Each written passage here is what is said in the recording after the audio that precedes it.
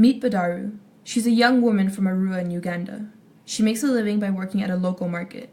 She dreams of selling her own products and earning enough money to send her 2 children to school. But so far, she does not know how to achieve this.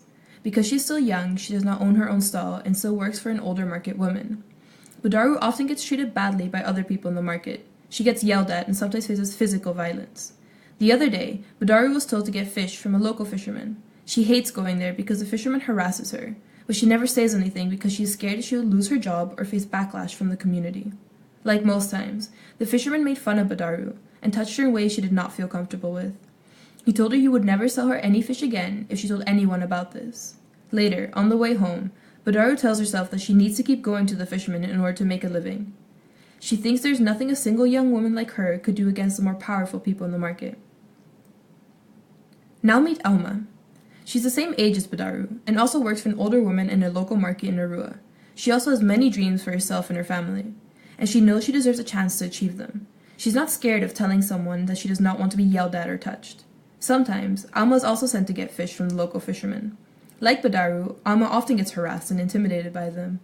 But Alma knows that Uganda has laws that prohibit this treatment of women. After facing another uncomfortable situation with one of the fishermen the other day, Alma feels determined to change the situation.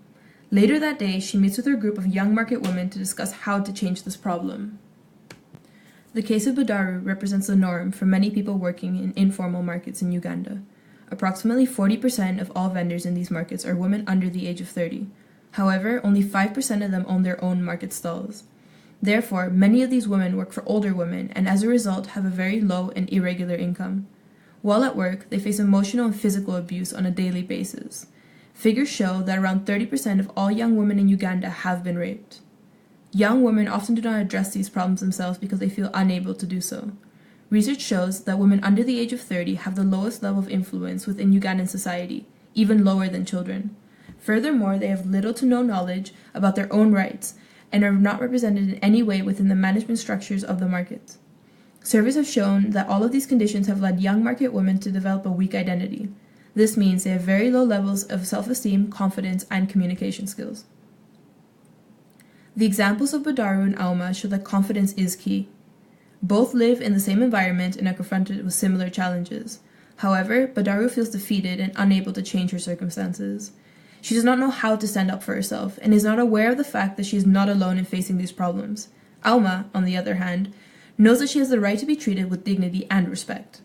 Because she feels confident in herself and her ability to address these issues, and because she was able to connect with other young market women, she has a real chance of improving.